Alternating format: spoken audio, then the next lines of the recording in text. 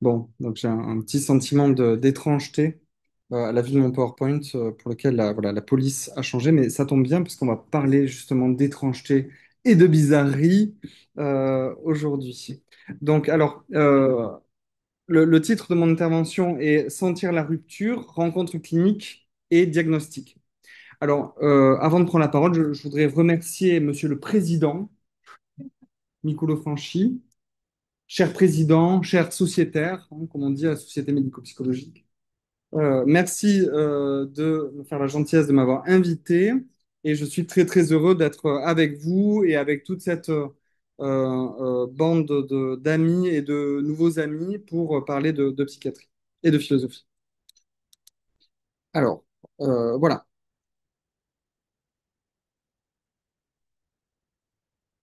Alors, en l'absence de biomarqueurs valides euh, pour la plus grande part des maladies mentales, l'expérience clinique demeure au cœur du processus diagnostique en psychiatrie. Voilà. Notamment en ce qui concerne son objet sacré, à savoir la schizophrénie, la pathologie quand même bon, incontournable. Et malgré les révisions récentes du DSM et les révisions successives du DSM et de la CIM visant à l'amélioration de la fiabilité et de la validité, ces objectifs restent à ce jour insatisfaisants, sapant ainsi la confiance du public dans la possibilité d'un diagnostic précoce et précis. Ce déficit est souvent perçu très tôt par les internes en psychiatrie, suscitant parfois découragement et perte de repères. Plusieurs auteurs, Andreasen, Parnasse en particulier, ont suggéré qu'il existait une érosion progressive et peut-être involontaire des savoirs psychopathologiques liés à la prédominance d'un enseignement centré sur les classifications et sur une sémiologie dite opérationnelle. Le fondement et la légitimité épistémologique de la psychiatrie reposent donc toujours sur la capacité du clinicien à décrire, classer et justifier deux catégories qui n'ont d'existence qu'en tant qu'elles sont supposées renvoyer à des entités pathologiques sous-jacentes, mais invisibles. La psychiatrie, comme science, tient tout entière sur la fine pellicule de légitimité de son appareil sémiologique. En reprenant le concept de précox-Gefühl, ou que je traduirais par sentir du précoce, j'aimerais parler de cette fragile surface de certitude et le rapport qu'elle entretient avec l'abîme sur lequel elle est tendue. Nous verrons que le précox-Gefühl n'est pas qu'un symptôme parmi les autres, mais le nom d'un vaste problème épistémologique qui a été nommé ou découvert ou entrouvert par le psychiatre néerlandais Humbertus Cornelius Rumke en 1941, mais dont on peut en fait retrouver les prémices depuis la naissance de la psychiatrie. Rumke écrit dans son article de 41, je cite, c'est ma traduction, il est remarquable qu'il est rare pour un clinicien d'être capable de dire exactement comment il arrive au diagnostic de schizophrénie. Donc voilà comment on pose le problème. Hein. Toute la légitimité épistémologique de la psychiatrie tient à la fine pellicule de notre appareil sémiologique et Rumk en 41 fait éclater le système en disant, au fond, les psychiatres ne savent en fait pas dire vraiment de bonne foi ce qui les amène au diagnostic. Il pointait pourtant que le diagnostic de schizophrénie apparaît souvent rapidement, en fait, dans l'expérience d'une atmosphère d'étrangeté tout à la fois spécifique et indescriptible.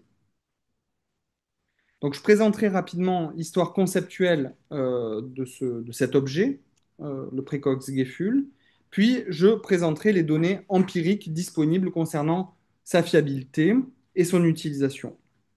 Et enfin, ce sera le plus important de ma présentation, j'essaierai de proposer un modèle phénoménologique descriptif du déploiement temporel de cette expérience et j'essaierai d'en examiner les implications pour ce qui concerne la pédagogie médicale, pour l'enseignement de la clinique auprès des étudiants.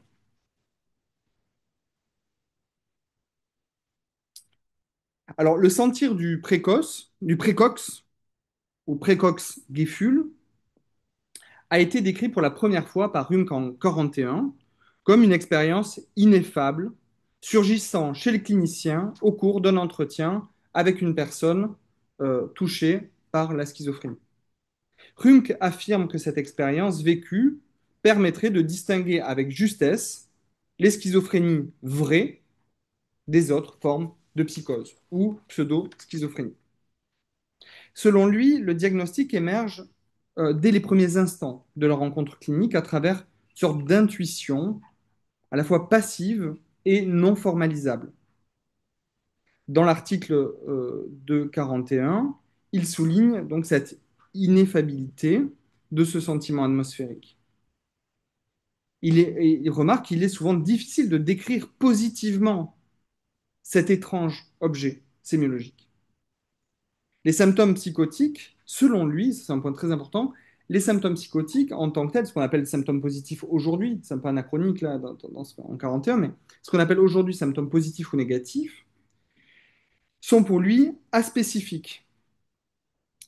Ils se retrouvent en fait dans différents troubles et sont donc insuffisants pour expliquer le raisonnement diagnostique du clinicien.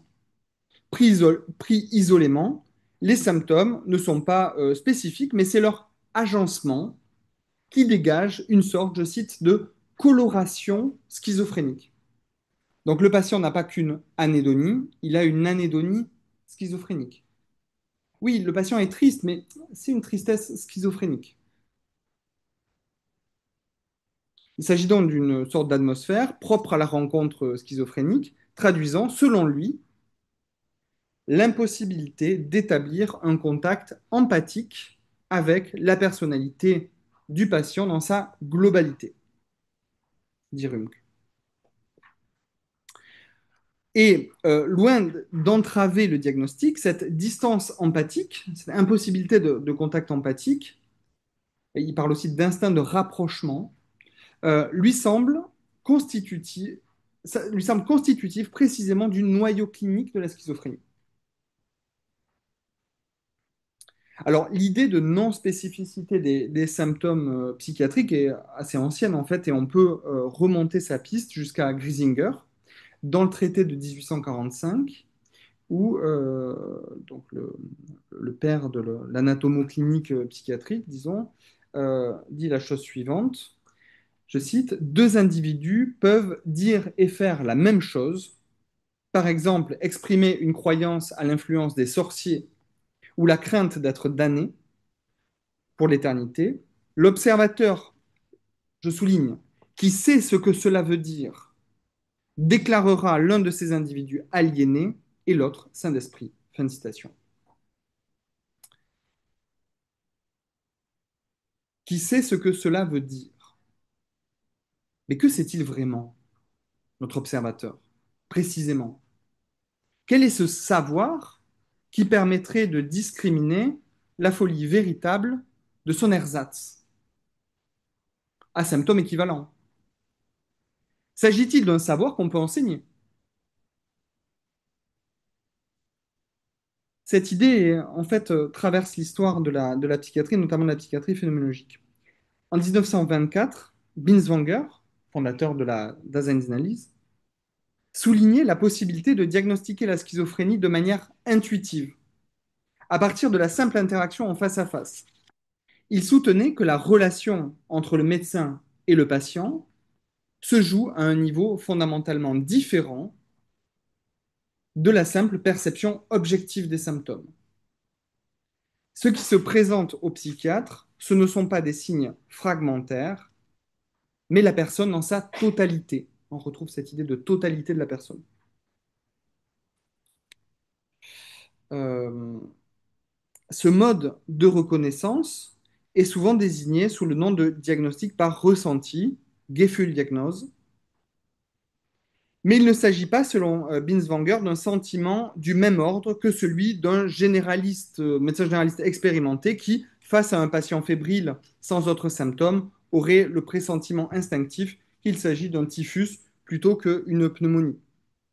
En effet, dit-il, je cite Binswanger, lorsqu'il s'agit de diagnostiquer la schizophrénie par ressenti, nach dem Gefühl, le terme de ressenti n'indique pas ici un instinct clinique au sens ordinaire, mais une expression générale vague renvoyant à l'acte même de perception d'une réalité psychique étrangère. Réalité psychique étrangère. Dans ce cas, on ne diagnostique pas selon le ressenti, mais avec le ressenti, par le biais du ressenti. Mit dem Gefühl.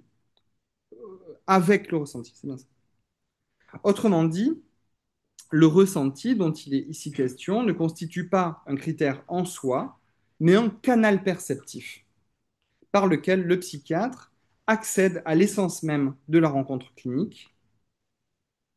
Il perçoit par le ressenti l'absence de rapport, la difficulté, voire peut-être l'impossibilité, d'entrer en résonance avec le patient.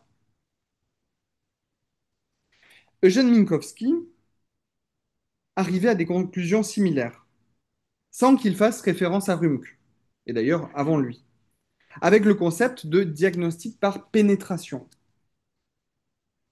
La pénétration est pour Minkowski un principe anthropologique qu'il décrit comme, je cite, la faculté d'avancer harmonieusement avec le devenir ambiant, tout en nous pénétrant de lui et en nous sentant un avec lui. Fin de citation. C'est précisément cette harmonie qui est bouleversée dans ce qu'il appelle la perte du contact vital avec la réalité, qui conduit la personne à l'autisme schizophrénique. La rupture de la résonance avec le monde est en quelque sorte compensée, selon Minkowski, par la personne touchée par la schizophrénie, qui essaie de reconstruire cognitivement, c'est-à-dire explicitement, ce qui, dans l'expérience ordinaire, est senti de manière implicite à travers le contact affectif. Minkowski qualifie ce mécanisme de rationalisme morbide, ou encore, c'est un peu moins connu, de géométrisme morbide. Et alors, le diagnostic par pénétration, donc il y a un facteur de pénétration pour le patient qui est vulnérabilisé ou entravé dans son contact avec le monde, et le diagnostic par pénétration du clinicien désigne alors la capacité du clinicien à reconnaître de manière en quelque sorte passive, par syntonie, le noyau clinique de la schizophrénie. Le clinicien peut ainsi ressentir que le patient est coupé de l'harmonie au monde, et que c'est précisément cette rupture qui caractérise l'essence du trouble. Cette rupture est sensible dans le contact du psychiatre avec son patient. Selon le psychiatre polonais, Jean-Arthur, tu peux fermer le... Cette rupture donc, est sensible dans le contact du psychiatre avec son patient. Selon Minkowski, donc, euh, cette intuition sensible n'est pas nécessairement rapide, hein, comme disait Rumk. Et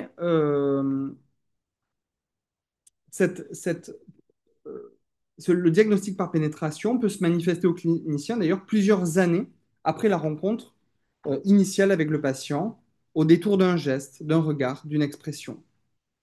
Tout à coup, le clinicien sent que la disposition dynamique des vécus et des symptômes du patient révèle une forme pathologique. Je cite Minkowski dans Le temps vécu.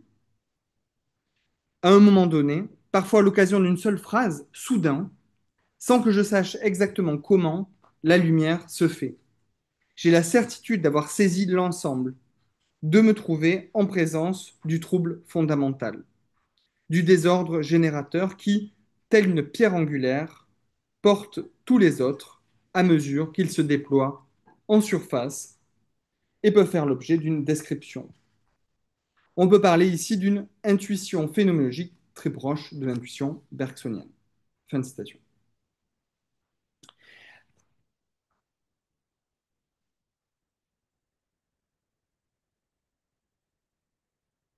Voilà.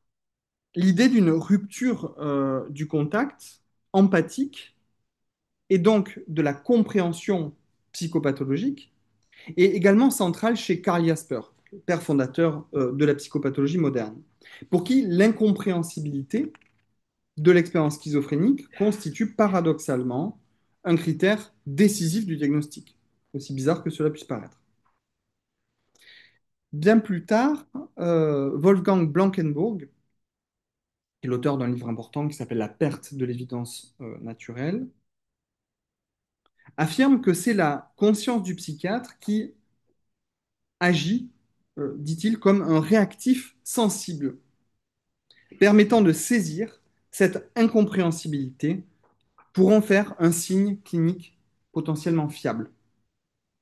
Il souligne que la perte de l'évidence naturelle du patient produit un sentiment d'étrangeté que le clinicien peut en quelque sorte ressentir comme un miroir de l'expérience du patient, comme si cette étrangeté pouvait, d'une certaine manière, circuler en deçà de la rencontre, ou au sein même de la rencontre d'ailleurs, sur le même plan que la rencontre. Et donc, selon Blankenburg, ce qui est assez intéressant, c'est que jusqu'à Blankenburg, l'idée était que bon, ben, c'est l'incompréhensibilité qui est spécifique du diagnostic. Avec Blankenburg, au contraire, il faut être sensible à l'incompréhensibilité. Et c'est à la condition de s'ouvrir à cette étrangeté et à cette aliénation que le médecin peut espérer comprendre quelque chose de l'expérience vécue de la personne traversant la schizophrénie. Alors, avec la réforme nosologique opérée par le DSM-3 en 1980, dans un souci de fiabilité interjuge, euh, la psychiatrie a exclu ce type d'expérience dite subjective.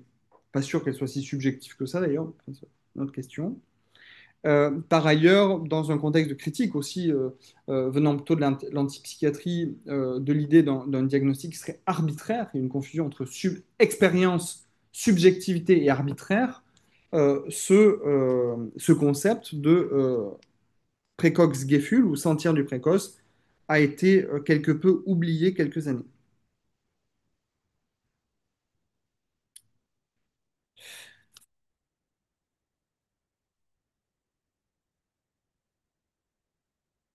Or, la faible fiabilité interévaluateur du diagnostic de schizophrénie avec le DSM-5, je ne sais pas si vous avez vu les chiffres des field studies du DSM-5, j'ai plus les chiffres là, qui a été fait en 2013 pour la schizophrénie, sont très très bas en termes de facteur kappa de Cohen, de fiabilité interjuge. On est très très très mauvais avec avec le DSM-5. Ça a été critiqué alors, par Frances Halen, donc le chairman du DSM-4, critiqué par Spitzer, donc le DSM-3. Donc le DSM-4 critiquait le DSM-5 qui était déjà critiqué par le DSM-3. Donc, on a l'impression que la fiabilité presque diminue au fur et à mesure des itérations du DSM. En tout cas, ça invite, je trouve, à se poser la question de euh, la nature et le rôle du clinicien comme réactif sensible. Qu'est-ce que c'est au fond ce réactif sensible? Alors, quelques données empiriques. Si le scepticisme concernant la validité du sentir du précoce est, à mon avis, parfaitement légitime, quelques tentatives ont été faites pour l'étudier. Et en gros, ça n'a pas changé depuis 2010. Il y a deux études qui ont été réalisées pour évaluer la fiabilité et la sensibilité du précox feeling sur 169 patients, donc une étude à Hong Kong et une étude en Allemagne, avec des méthodologies très différentes et des résultats parfaitement contradictoires, puisque dans l'étude de Grube, c'est un clinicien aguerri qui comparait son sentiment, son sentir du précox avec le résultat avec le diagnostic donné en fin d'hospitalisation dans son service par ses internes. Bon, et il trouvait un CAPA de fiabilité de 0,93. Donc ça marchait super, super bien. Et Ungvari et ses collègues de Hong Kong, eux, ont réalisé, donc il y avait un entretien initial sur des données non spécifiques, données sociodémographiques, où est-ce que vous habitez, quel âge avez-vous, voilà, pendant 2 minutes, et un panel, je crois, de 5 psychiatres d'expériences différentes, côté les vidéos de l'entretien, et essayer de voir s'ils ressentaient le sentir du précox entre des patients schizophrènes et des patients non schizophrènes, et le CAPA de Cohen était terriblement mauvais. Bon, eh ben, pour dire qu'il y a eu quelques tentatives, résultat des courses, on n'en sait rien. En tout cas, pour notre part, avec une équipe américaine et polonaise, on a essayé de reproduire une étude qui avait eu lieu en 87, non, en 62, puis en 89 en Allemagne et aux États-Unis. Puis nous, on l'a reproduit en France et en Pologne pour savoir, pour interroger simplement les psychiatres, pour savoir qu'est-ce qu'ils déclarent à propos de ce type de phénomène. Est-ce que vous utilisez vos sensations, votre intuition dans le diagnostic de schizophrénie, sans parler de précoxylie, mais sans faire référence à ça? Et nous avons observé que, en tout cas, c'est du déclaratoire, hein, mais que les psychiatres continuent à déclarer, utiliser leur expérience subjectivement vécue dans le diagnostic et jugent que cette expérience est fiable. Et cela de manière absolument stable entre 62 Allemagne de l'Ouest, donc pré-DSM, 89 districts de New York, post-DSM-3 bien implanté aux États-Unis, puis 2017 en France et 2019 en Pologne. Et c'est globalement stable. Et des taux qui sont très hauts par exemple, chez les psychiatres français seniors, on a des taux à 99%, assument en tout cas, utiliser leur expérience dans le diagnostic, alors que par contre, les internes, on tombe à 80%. On ne peut pas conclure grand-chose, si ce n'est que le développement de l'evidence-based medicine et des outils critériologiques de diagnostic opérationnel en Europe n'ont pas entraîné une disparition, en tout cas de ce que les gens disent, de leur manière de prendre leurs décisions de diagnostic.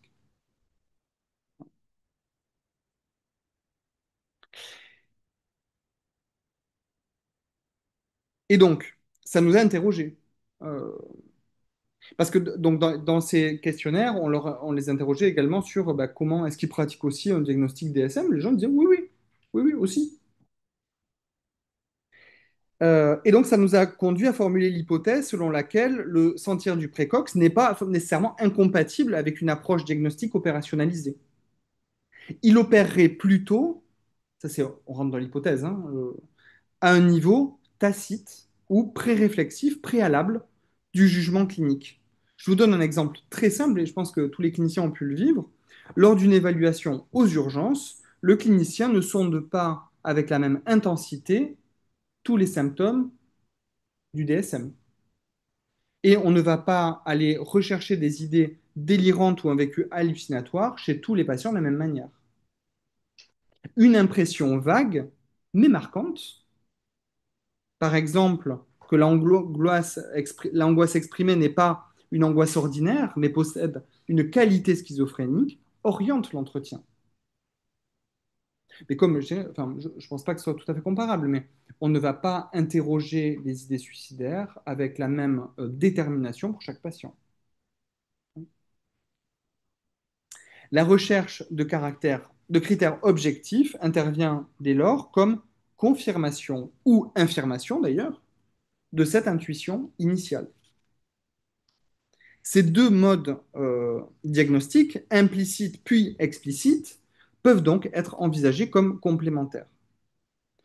Pourtant, l'articulation entre ces deux niveaux de l'expérience du psychiatre en situation sont peu étudiées. Et à mon avis, il y a une sorte de contresens épistémologique à vouloir évaluer la fiabilité ou la sensibilité du sentir du précox d'une manière quantitative, comme s'il était un symptôme-objet, un truc sémiologique parmi les autres, comme un symptôme qui serait l'objet d'une perception déterminante. Je vais revenir longuement là-dessus. Il me semble justement que le registre de manifestation du sentir n'est pas superposable à la perception d'un objet, mais relève plutôt d'une appréhension mersive, atmosphérique, dont je vais maintenant essayer de décrire le déploiement. Et là, je vais essayer de rentrer un peu plus en phénoménologie.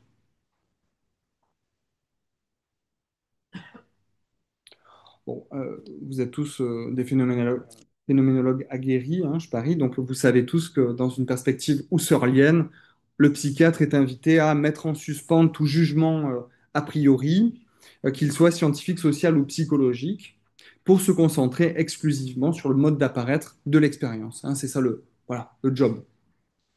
Le mode d'apparaître de l'expérience vécue. C'est-à-dire pas la description de l'actualité du vécu, mais le déploiement de l'apparaître. Et comme l'ont montré Rumk ou Minkowski, le sentir du précox désigne une rupture dans le contact empathique ou affectif avec autrui, une expérience d'étrangeté ou d'incompréhension, souvent décrite comme ineffable, passive ou atmosphérique. Et pourtant, cette expérience est ressentie comme une forme d'évidence immédiate.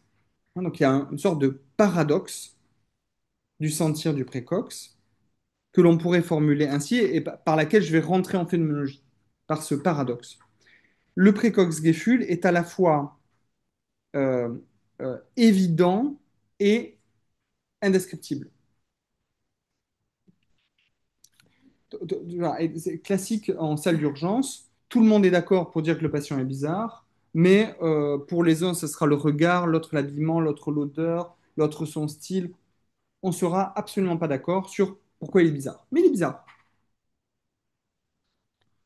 Partons de là.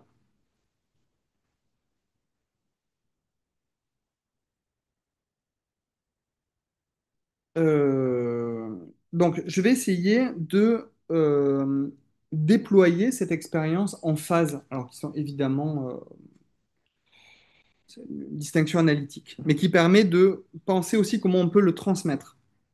Je dirais que le premier moment non spécifique de l'expérience du sentir du précox peut être décrit comme ce que j'ai appelé la bizarrerie de contact, à savoir une impression initiale d'étrangeté, diffuse, euh, qu'on retrouve beaucoup en fait dans la tradition francophone de la psychiatrie. On note tout ça, hein, tous les jeunes internes parlent de bizarrerie de contact. Ça apparaît dans aucun manuel de psychiatrie. Cherchez nulle part. Euh, la bizarrerie de contact donc serait ce premier moment non spécifique d'une atmosphère difficile à thématiser qui produit un sentiment de danger ou d'étrangeté non localisable. Et elle n'est pas rapportée à un symptôme isolé, mais à une ambiance globale de la rencontre. Cette expérience euh, s'inscrit dans un registre de synthèse passive, c'est-à-dire qu'on n'a pas besoin de porter attention à cette ambiance, d'ailleurs même presque plus on y porte attention, plus elle s'échappe. Plus on focalise notre attention perceptive sur qu'est-ce qui peut bien être bizarre, plus le sentiment global nous échappe. Et c'est un ressenti naïf que finalement un non-professionnel pourrait ressentir.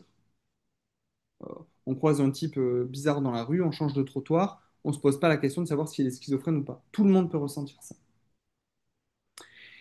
En termes phénoménologiques, il s'agit de synthèse passive et d'un jugement antéprédicatif. Ça ne permet pas de déterminer quelque chose. Deuxième phase est celle que j'ai appelée de typification de l'atmosphère. L'étrangeté d'abord ressentie comme non localisable se concentre progressivement autour du patient, de ce patient en particulier. Il y a un déplacement du flottement atmosphérique vers une forme d'identification qui est rendue possible par nos habitus perceptifs forgés par des rencontres cliniques successives. Je n'ai pas seulement peur d'être de garde en psychiatrie, je comprends que cette atmosphère d'étrangeté et de crainte vient de tels patients parce que j'ai déjà l'habitude de rencontrer ce type de patient, d'habitus perceptif, ce type de rencontre clinique. Mais ça, ce n'est pas appris par théorie, en théorie. C'est appris par habitus d'expérience. Dans ce cas, il s'agit d'un acte prédicatif, mais qui reste préréflexif. On n'a pas encore conscience exactement de ça. Nombre de psychiatres expérimentés, d'ailleurs, ne perçoivent plus la première étape, ne perçoivent plus l'étrangeté, la bizarrerie de contact, mais se souviennent d'ailleurs avec netteté de leur première rencontre schizophrénique. Mais par contre, sont tout à fait capables de typifier très rapidement un type d'étrangeté proprement schizophrénique.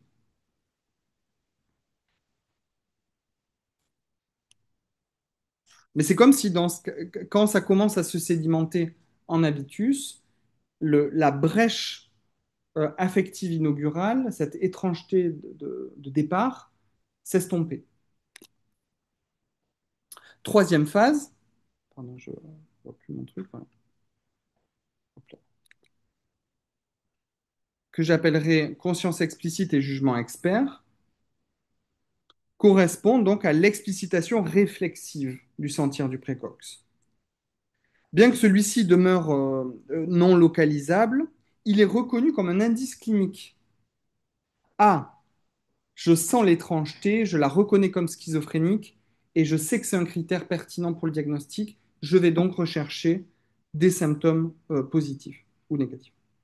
Cela ouvre la voie à une évaluation plus systématique, la recherche de signes positifs, négatifs ou d'éléments anamnestiques qui vont pouvoir me permettre de dire oui ou non pour le diagnostic. Et là, le clinicien doit alors maintenir une double vigilance, à la fois rester à l'écoute de son expérience subjective sans s'y enfermer, tout en mobilisant des critères objectifs. Et c'est dans cette synthèse entre sensibilité esthétique et rigueur scientifique que réside quelque chose qu'on pourrait appeler jugement expert en psychiatrie. Et j'ajouterai une quatrième phase euh, avec Minkowski. Je dirais qu'on pourrait l'appeler la redécouverte de la bizarrerie de contact, comme si c'était la première fois. Que ce soit lors d'une nouvelle rencontre ou d'un moment pivot dans la psychothérapie des psychoses. Minkowski parlait de diagnostic par pénétration. Celui-ci peut survenir après une lente traversée du vécu de l'autre. Ces moments jouent un rôle essentiel dans l'alliance thérapeutique et en psychothérapie parce qu'ils peuvent constituer un moment pivot de reconnaissance de l'aliénation, vécu conjointement cette fois-ci par les deux protagonistes. Cette quatrième phase nous ramène probablement à la première, cette expérience phénoménologique pure d'étrangeté, encore non formalisable, qui peut amorcer une nouvelle boucle d'apprentissage de l'expérience clinique, où la sensibilité phénoménologique se renouvelle, se rajeunit d'une certaine manière, quel que soit le niveau d'expérience du clinicien. Alors voilà, quelques implications pédagogiques avant de conclure. C'est un modèle voilà, qui essaie de rendre compte du déploiement progressif du sentir du précox depuis un sentiment passif, donc pré-réflexif, antéprédicatif, jusqu'à une conscience intentionnelle, pré-réflexive mais prédicative, puis une posture réflexive critique, donc dans ce cas réflexive et prédicative. Il permet également d'identifier 4 étapes de l'apprentissage, du jugement, diagnostic dans la rencontre schizophrénique. Et on pourrait séparer ces 4 étapes pour 4 objectifs pédagogiques. La première étape est accessible aux profanes, à tout un chacun, cette étrangeté de base. Le défi pour nous, enseignants de psychiatrie, est d'apprendre aux jeunes soignants ou au grand public à accueillir ce sentiment d'étrangeté sans le stigmatiser, pour ne pas stigmatiser les patients. C'est déjà pas mal. Voilà. Deuxième étape doit être acquise par tout médecin, quelle que soit sa spécialité ou sa pratique. C'est-à-dire que cette étrangeté, non seulement je ne la stigmatise pas, mais je la reconnais comme schizophrénique. Elle est essentielle à la conduite d'un entretien psychiatrique de base, sensible et spécifique. Voilà. Étape 3, donc être capable de le ressentir, de le reconnaître et d'avoir un jugement critique à son égard, est un objectif de formation pour les internes en psychiatrie. Le clinicien doit ici prendre conscience de son ressenti et apprendre à le critiquer pour en faire un outil fiable. Quatrième étape concerne les psychiatres plus expérimentés dans le champ de la psychothérapie des schizophrénies, capables de retrouver l'étrangeté dans la durée de la thérapie. Voilà, en conclusion, j'ai proposé de penser le sentir du précox non comme un simple sentiment, euh, une intuition ou une typification automatique, mais comme un processus complexe, à la fois corporel, cognitif, fondé sur une esthétique du contact pré-réflexive et antéprédicative. Ce ressenti initial, une forme de bizarrerie de la rencontre, devient perceptible et cliniquement significative grâce à l'expérience, non seulement l'expérience vécue, mais aussi une expérience d'apprentissage. Et contrairement à l'idée qu'il reflèterait une absence d'échange affectif, à mon avis, le sentiment du précox ou la bizarrerie de contact suppose au contraire que le clinicien soit affecté, troublé, mis en difficulté, qu'il soit un réactif sensible, précisément, comme dit Blankenburg. S'il n'y avait aucun échange intersubjectif ou interaffectif, il n'y aurait ni trouble, ni besoin de comprendre. Nous n'aurions pas besoin de la psychiatrie, en fait. Il ne s'agit pourtant pas d'une élaboration consciente ou théorique. Ce ressenti surgit en amont comme un gut feeling, un sentiment une expérience de trip, de ventre, une intuition obscure qui flotte dans l'atmosphère de la rencontre. La bizarrerie est difficile à dire, mais évidente quand elle se présente, une forme d'évidence vécue. Même si tout diagnostic en santé mentale implique une part de construction sociale, cette bizarrerie, elle, à mon avis, ne l'est pas. Elle est brute, élémentaire et d'une certaine façon universelle. Il se trouve que dans notre société moderne et occidentale, c'est la médecine qui a charge de mettre en forme et d'institutionnaliser cette expérience. Au fond, dans l'histoire de l'humanité, il y a eu d'autres options possibles.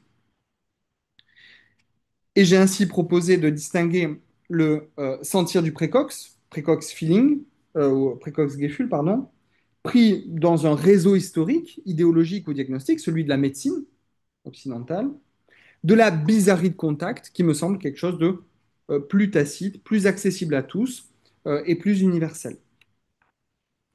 Il revient à l'enseignement de soutenir cette sensibilité, invitant les futurs cliniciens à l'affiner, à la travailler, à la nommer, à l'intégrer au raisonnement clinique, sans l'y réduire. Le sentir du précox est en fait un excellent exemple. Enfin, au fond, on s'en fout du sentir du précox, c'est pour être précis. Enfin, moi, je ne tiens pas, je suis un peu, aujourd'hui, un peu associé à ce concept, ça m'embête un peu parce que C'est pas ça mon problème. Ce que je veux dire par là, c'est que c'est un excellent exemple pour montrer aux étudiants que le vécu est engagé dans l'acte clinique euh, et, euh, et je trouve que c'est un très bon désorganisateur épistémologique. C'est un provocateur épistémologique, ce truc, cet objet bizarre.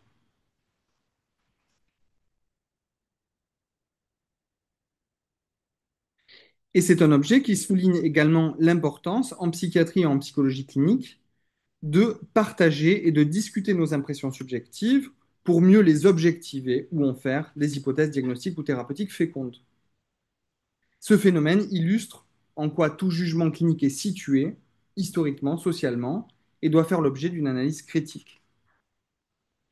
J'ai défendu à ce titre l'intérêt d'enseigner, aux côtés des savoirs fondés sur les preuves, les textes classiques de la psychopathologie, riches de descriptions fines, justement, et nuancées. Euh, voilà. Et je vais m'arrêter là. Merci.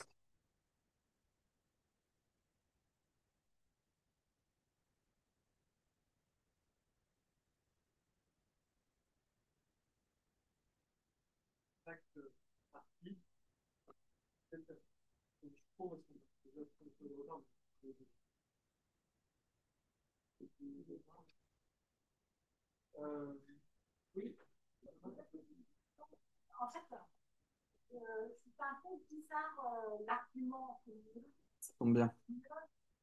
parce que d'un point de vue psychologique, par contre, je raconte que je vais penser un peu à l'histoire de la découverte du principe d'inertie. C'est-à-dire que Galilée découvre le principe d'inertie dans un certain monde que tout de Platon, en gros. On découvre le principe d'inertie dans un autre monde, Newton, une espèce de synthèse entre les deux, sauf que ça n'avait aucun rapport, mais ça s'appelle toujours principe d'inertie. Et moi, j'ai l'impression que quand on méthode circule dans un certain cadre théorique, c'est en gros la psychopathologie, après, tu as des critères sur la schizophrénie dans un autre cadre théorique, et après, tu arrives en disant, On a fait en une fait, logique. comme l'un et l'autre, c'est exactement ce qu'a fait Newton, il a finalement utilisé la motif de carte, il a dit, ben voilà, c'est ça la vérité du principe d'inertie, et après, elle a été évidemment redéconstruit par Einstein, etc. Donc, en fait, si on resitue dans les cadres théoriques, est-ce que ça veut vraiment dire la même chose? Et dans ce cas-là, a fortiori, où est l'évidence? Parce que moi, ça ne me semble pas du tout évident que la schizophrénie et que ce sentiment d'étrangeté, de bizarrerie soit naturel et évident. Hmm. Voilà, donc, je me demande si d'un point de Hmm. vue épistémologique, il ne faudrait pas resituer les critères dans des cadres théoriques qui, évidemment, injectent beaucoup d'implicite dans ce qu'on peut appeler une forme de dialectique. Voilà. Oui, oui, oui, oui. Je vais formuler ma question autrement. Ce qui m'intéresse est de lancer Runk dans l'arène contemporaine des questions sur les symptômes en tant qu'objet. Et donc de créer une distorsion temporelle où je fais apparaître Runk là-dedans. Et je trouve en tant que phénoménologue que ça produit un effet sur la pensée qui est stimulante pour faire de la phénoménologie. Voilà. C'est pas la cohérence épistémologique du DSM mélangé avec Rumk qui m'intéresse tant, tu vois. Je trouve que c'est un assemblage paradoxal qui permet de se poser des questions intéressantes sur la psychiatrie. Oui, d'accord. Ouais, ouais. Je suis allé un peu vite sur ça. Donc, d'abord, ok, pour faire cette question, moi, ça m'a fait penser à une champ d'études qui est un peu plus récemment, l'attention portée à ce qui se passe chez le médecin face aux patients. Et pas que dans la schizophrénie, mais par exemple, je sais pas, dans les thérapies médicales, ce que les modes d'organisation peuvent dire, donc déceler, enfin, souvent face à un patient. Ça me fait penser à une série d'études qui a été faite sur les personnalités narcissiques, justement, avec lesquelles enfin, c'est là que c'était intéressant, c'est que les gens qui ont une personnalité narcissique, donc qui étaient à ce moment-là, même pas cliniciens, avaient quand même une sensibilité de détection aux personnalités narcissiques qu'il y avait en face d'eux. J'avais lu un article qui s'appelait Takes One to Know One. Et justement, je voulais savoir si, dans le cadre de la clinique, chez soi, former un peu les éditeurs à avoir cette attention à ce qui se passe technologiquement. Est-ce que vous avez des choses est-ce qu'il fait mieux est-ce que... Alors moi, je travaille beaucoup avec des personnes qui traversent cette schizophrénie. Donc je parle de ça parce que c'est un objet que je connais dans mon expérience, dans le quotidien. Je ne crois pas que ce soit nécessairement quelque chose qu'on puisse pas retrouver ailleurs. Et je trouve que dans la schizophrénie, la question se pose de manière aiguë, non, voilà. Euh, et voilà. Mais alors, ça pose une autre question, c'est est-ce que faut, d'une certaine manière, avoir une certaine sensibilité psychotique pour pouvoir ressentir et tolérer ce compagnonnage, cette proximité de la folie. Je pense j'ai l'impression qu'on n'est pas tous égaux par rapport à ça. J'ai personnellement jamais fait l'expérience de la psychose, mais je me sens très à l'aise de vivre au quotidien avec des personnes qui me traversent, par exemple. Voilà. Donc il y a une affaire de sensibilité. Ma personnalité fait que. Question que la dernière caractéristique, c'était un peu, c'est un peu similaire avec la deuxième. C'était pour savoir comment vous réussissez à utiliser cette impression-là comme outil pédagogique parce que pour le coup, moi, avec certains seniors, quand je sens qu'il y a une part de ressenti, de subjectivité dans la musique et que j'essaie de faire expliciter, il y a une espèce de, justement, comme à la fois d'évidence pour eux et d'inévitable à la fois. Donc, je me heurte à un mur à ne pas pouvoir essayer de comprendre ce que eux comprennent dans ces moments-là. Donc là, c'est vous, mais aussi c'est totalement spécialisé. C'est dans le pareil, un peu par rapport à là, vous avez essentiellement centré sur la schizophrénie. Est-ce que ça peut vous aider à poser d'autres choses aussi? Je pense que vraiment, ça peut aussi bizarre. Ça, une pose de aussi le champ de la psychose très c'est psychologique. Oui, je pense que en enseignement, c'est vraiment très simple hein, comme chose. Je travaille toujours en groupe, c'est-à-dire qu'il y a toujours un infirmier, un étudiant avec moi dans tous les entretiens et on commence à la fin de l'entretien par débriefer sur ce qu'on a ressenti, tout simplement. Et donc, j'essaie d'amener l'étudiant et mon infirmier à s'habituer à chaque fois à exprimer ce qu'ils ont ressenti, tout simplement, sans aucune prétention de diagnostic. C'est pas qu'il y a un risque d'étudier en passant ah ben, s'ils en restent à leur subjectivité, ça ne suffit pas. Et d'abord, il faut s'entraîner à le faire. Comme indice. Ouais. Puis même, c'est intéressant. Oui. Bah, d'abord, merci beaucoup parce que c'est souvent un exemple qui est cité hein, avec le futur, et c'est souvent donné comme ça sans beaucoup de grains d'analyse. Et là, c'est vraiment intéressant que tu documentes ça, tu montres les travaux contemporains qui peuvent encore être réalisés. Donc, il y a beaucoup de choses. Et je suis tout à fait d'accord avec ta conclusion hein, que c'est un provocateur épistémologique. Ça, c'est ce que tu en retiens, c'est ce que tu défends là à l'instant, parce qu'effectivement, il y a quelque chose qui est assez étonnant et intéressant pour la relation publique, puisque généralement on apprend plutôt à mettre de côté les sentiments pour mieux juger. L'idée de dire qu'il faut en mettre les biais de côté, donc surtout pas sentir pour mieux décrire, pour mieux. Et là, c'est l'inverse. Justement, on suspend et on met en avant quelque chose qui est de l'ordre du sentiment.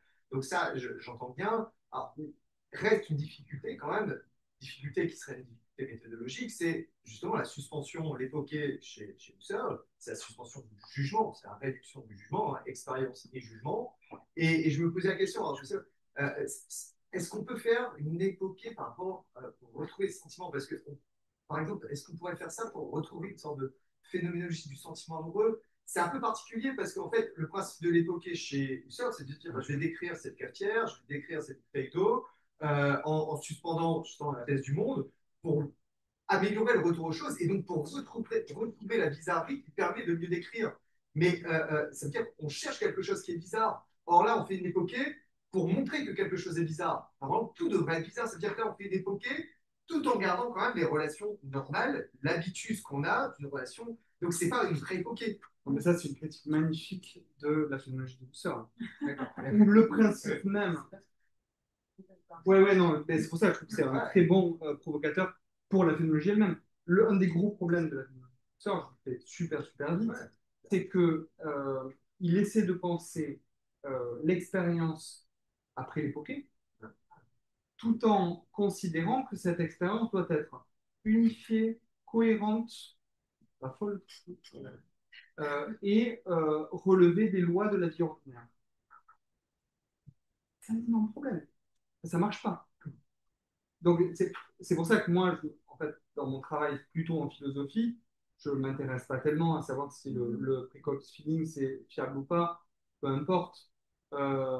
Mais euh, euh, par contre, ça m'a conduit à essayer de penser l'expérience humaine qui puisse, enfin en tout cas un modèle de l'expérience humaine phénoménologique qui ne prenne pas a priori la cohérence et l'habituel comme structure de base de l'expérience. Donc comment on fait un transcendantal bizarre pour penser de là la production de l'habitualité.